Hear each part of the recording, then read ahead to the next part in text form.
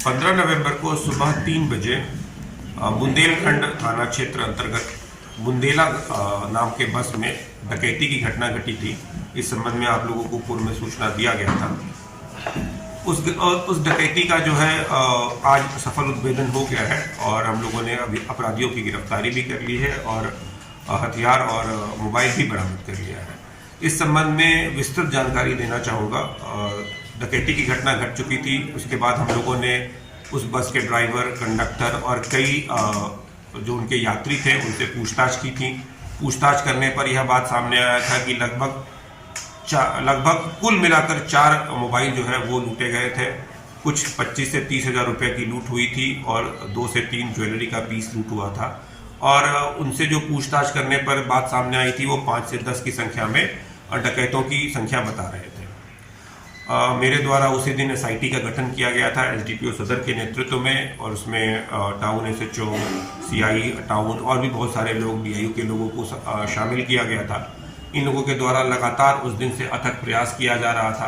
पूरे शहर के CCTV को खंगाला गया था, टावर डंप लिया गया था, CDR एनालिसिस किया गया था, आसूचना संकलन किया गया था और लगातार इन 6 दिनों से यह मेहनत चल रही थी और आज जाकर इसका पूर्ण रूप से उद्भेदन हो गया है।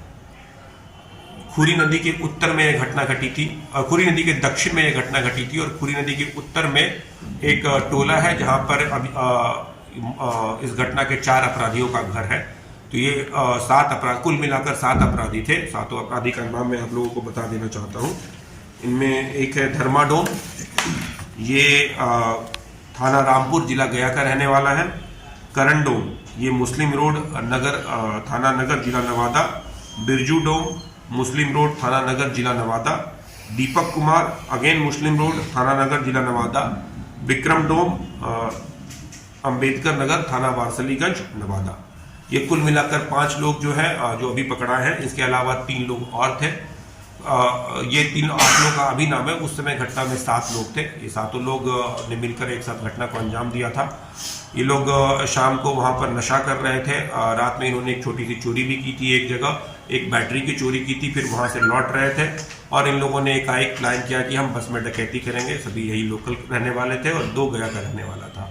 इन लोगों ने खुरी नदी को पार किया और दक्षिण में जो बस आ रही थी उसको रुकवा कर उसमें डकैती कर ली और वापस खुरी नदी होते हुए ये लोग अपने अपने घर में जाकर छिप गए थे। हमारे पास बहुत कम सबूत था, लेकिन फिर भी हम लोगों ने फाइनली इस केस का उद्भेदन कर लिया। एक बार ये लोग पकड़ा गए, उसके बाद इन लोगों से पूछताछ की गई तो इन्होंने अपना अपराध स्वीकार किया और बताया कि हाँ, हमने वो वाला घटना किया था। इस घटना में जो लूटा हुआ 4 मोबाइल है उसमें से 3 मोबाइल बरामद हो गया है।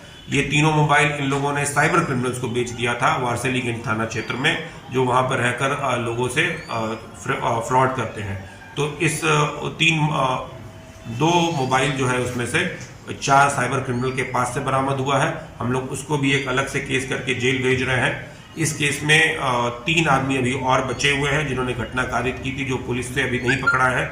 हम लोग पूरी तरीके से श्योर है कि 1 सप्ताह के अंदर उन तीनों की भी गिरफ्तारी कर ली जाएगी। ये एक प्री प्लान्ड घटना नहीं थी, एकाएक इन लोगों ने घटना प्लान किया रात में और नदी पार करके इन लोगों ने घटना कर दी। सर, मोबाइल के अलावा और क्या क्या बरामद हुआ? मोबाइल के अलावा 8,500 रुपया बरामद हुआ है और ज्वेलरी का जो 3 पीस लूट किया गया था उसमें से 2 पीस बरामद हो गए हैं और 4 मोबाइल में से 3 मोबाइल। कई लोग हथियार इस मोटर्स ऑपरेटिव्स में क्या ये लोग